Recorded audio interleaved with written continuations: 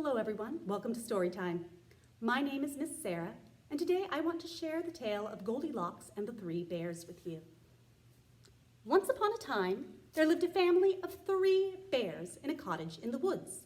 Papa Bear, Mama Bear, and Baby Bear.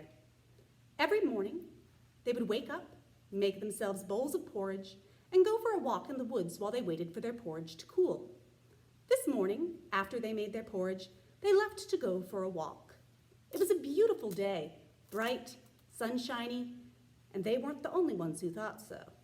You see, a little girl named Goldilocks was out for a walk in the woods too, when she stumbled across their cottage. Curious, she looked in the windows and she saw food on the table.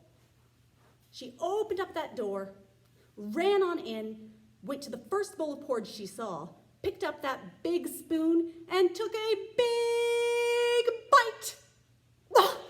"This porridge is too hot," she said. "Maybe the next one will be better." She moved on to the second bowl of porridge. She picked up a medium-sized spoon, and she took a big bite. "This porridge is too cold," she said. "Maybe the next one will be better." She moved on to the third and final bowl of porridge. She picked up an itsy-bitsy spoon, and she took as big a bite as she possibly could with it. "This porridge is just right," she said. She started to feel like sitting down, so she moved into the living room. There she saw 3 chairs. She sat down in the first one, but she couldn't get comfortable. "This chair is too hard," she said. "Maybe the next one will be better." She moved on to the second chair. She sat down in it, and it wasn't as hard. In fact, it wasn't hard at all. It was so soft, she practically sank through to the floor. "This chair is too soft," she said, as she struggled and eventually made her way out of it. "Maybe the next one will be better." She sat down in the third and final chair. "This chair is just right," she said. However, she was starting to feel a little bit sleepy and decided she'd better go in search of a bed. As she was getting up, she accidentally pushed too hard and the chair broke into pieces. Goldilocks climbed up the stairs and she saw 3 beds. "Perfect," she said, and laid down in the first, stretched on out, and it was huge.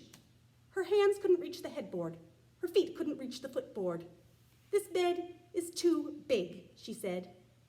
"Maybe the next one will be better." She moved on, and she laid down, got herself all comfortable, and this one wasn't as large, but her feet still couldn't reach the footboard. "This bed is still too big," she said. "Maybe the next one will be better." She moved on to the third and final bed. Laid down in it, and it fit. It was comfortable. "This one is just right," she said, and closed her eyes and began to sleep. However, while Goldilocks was asleep, the 3 bears had finished their walk and returned to their home. Seeing the door open, they rushed in.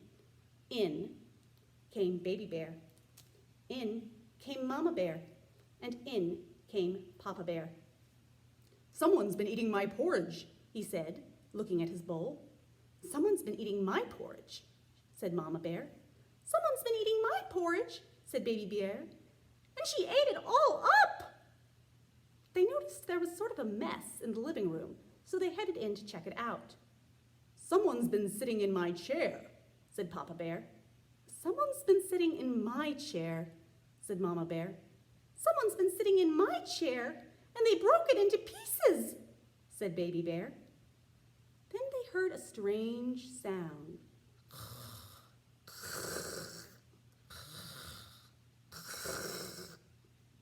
Following the sound of snoring upstairs, they looked at their beds and the mess of covers there. "Someone's been sleeping in my bed," said Papa Bear. "Someone's been sleeping in my bed," said Mama Bear. "Someone's been sleeping in my bed, and there she is," said Baby Bear. When Goldilocks heard that high-pitched voice in her ear, she woke straight up and saw 3 bears looking down at her. She leapt right out of that bed, ran down the stairs, ran through the living room, ran through the dining room, ran outstairs, down the path, through the woods, straight home, leaving the three bears looking at one another in utter confusion. I'm told reliably that Goldilocks has not broken into another home since. Thank you all so much for joining me.